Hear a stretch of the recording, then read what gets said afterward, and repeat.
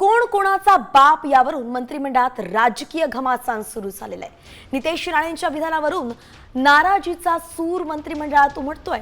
आमचा बाप तर बाळासाहेब ठाकरे असं मित्रपक्ष म्हणतायत अशी माहिती सूत्रांनी दिली आहे। तर नितेश राणेंनी आमचा बाप मंत्रालयात बसलाय फडणवीस असं वादग्रस्त विधान केलं होतं आणि त्यानंतर आपण पाहतोय की मित्रपक्षांमधूनच मंत्रिमंडळातच आता घमासान सुरू झालेला आहे।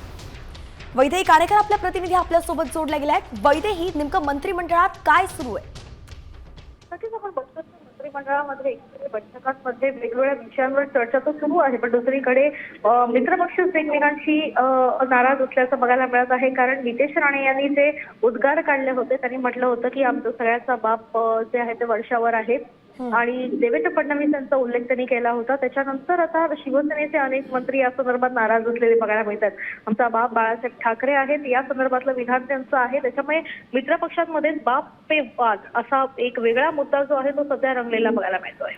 नक्कीच वैदेही, आपण पाहतोय की बाप पे बात हा जो मुद्दा आहे तो मंत्रिमंडळात आता उमटताना दिसतोय आणि इतर जे नेते आहेत ते यावरून आता नितेश राणेंना टार्गेट करताना दिसत आहेत। पाहावं लागेल नेमकं काय होतंय। धन्यवाद, अगदी सविस्तर अपडेट आपण दिली आहेत।